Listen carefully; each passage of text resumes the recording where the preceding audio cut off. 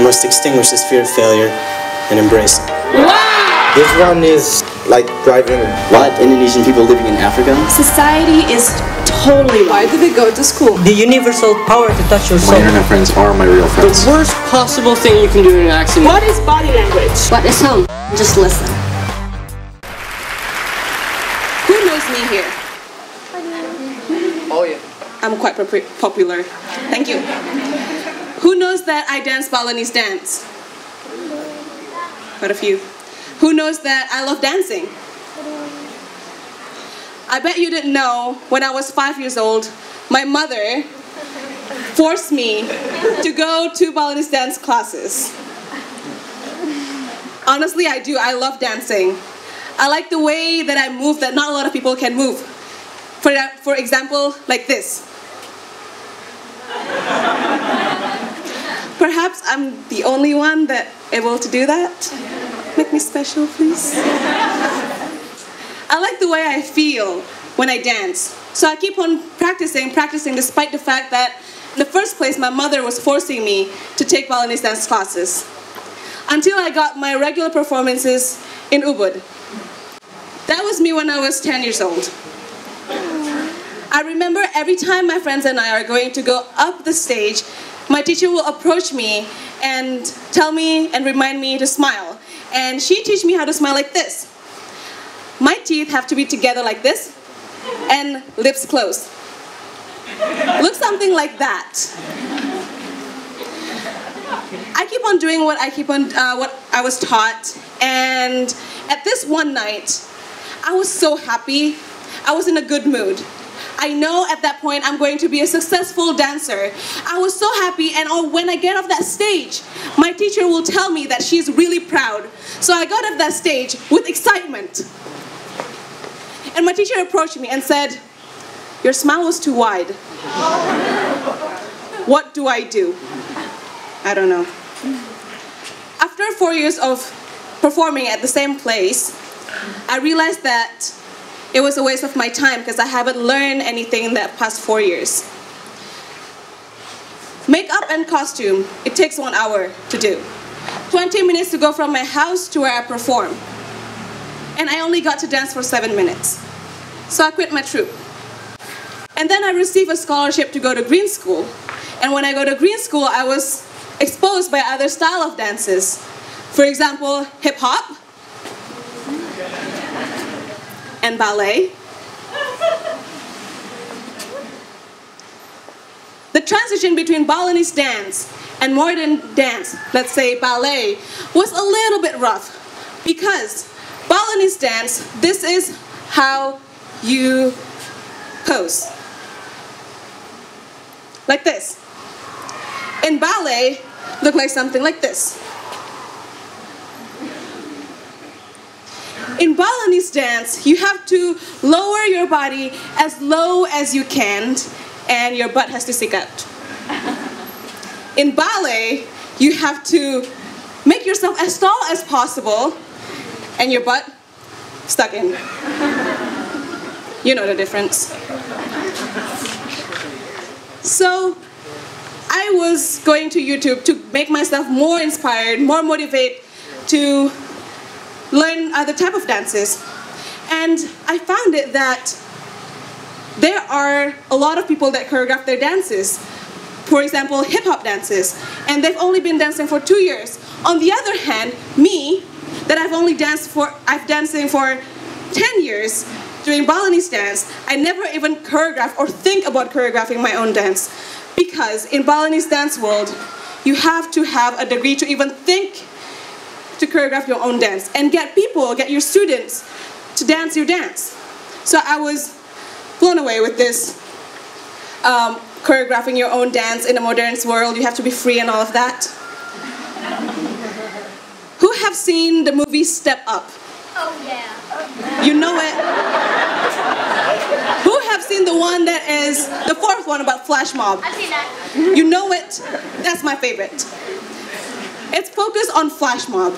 A flash mob is when a group of people surprise everyone in a public space with doing something odd and leave peacefully. This concept was started by Bill Wasick in 2003 in New York.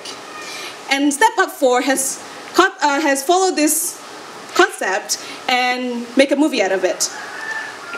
And they published, the Step Up 4 team published a tutorial video on YouTube of one of their dances.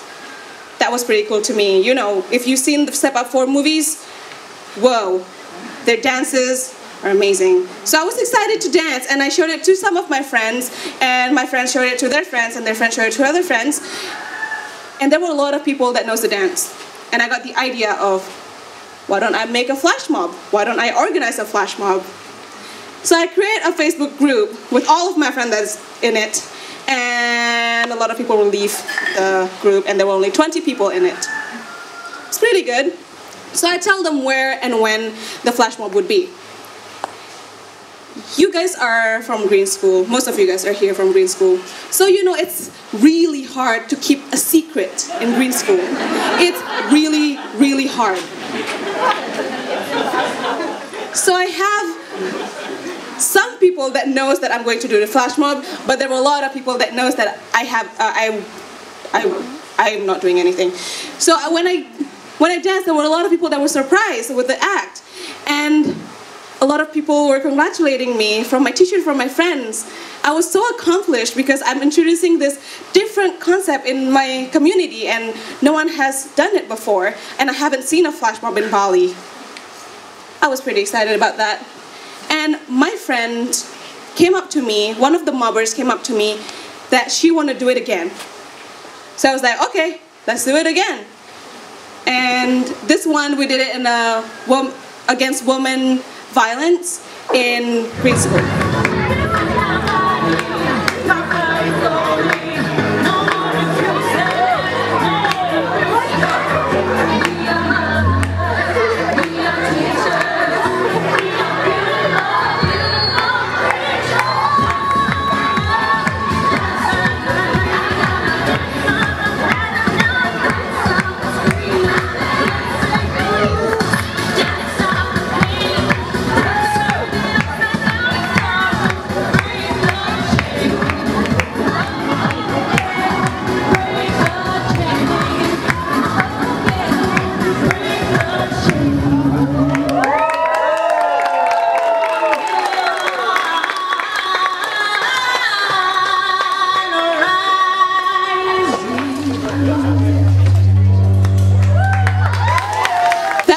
Peacefully. And another friend came up to me and said that I really want to do this again. And I was like, why? I've done another flash mob. I've done 2 flash mob. Why do you need it again? And she was like, I know that I can dance. I just haven't performed in front of people. I'm so nervous that sometimes when I perform, I just don't want to do it again. But this time, I'm and my nervous level really small because not a lot of my friend knows, not a lot of people knows that I'm performing. So I want to do flash mob the way that so I can perform dance more and more. That was very inspiring for me. So I did another flash mob, but this time I took it into another level. I choreographed my own dance and taught it to my friends, and I did 2 flash mob. One in Green School that went very peacefully and received with enthusiasm. The one in Monkey Forest looked like something like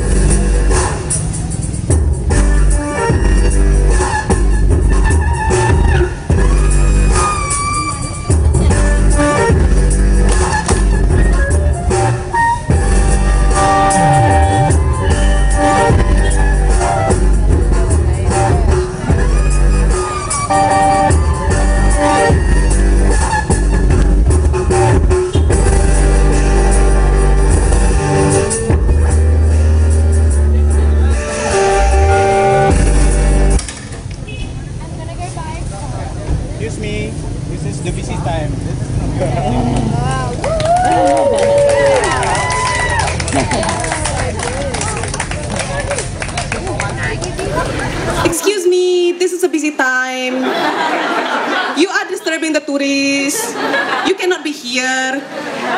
That's what the manager of the monkey forest said. What I saw was the tourists were even cheering for me when I was dancing, and my friends were like, yeah, people like this. But the manager stopped us. It's a little bit predictable, in my opinion, because the way that Balinese dance performance held is very organized. We need permission slips to ask the villagers, to ask the lead of the village if we can dance and perform at that place. But I don't need a permission slip to perform. I don't want a permission slip to perform. What I'm bringing here is a total chaotic performance that doesn't need chairs or permission slips to perform.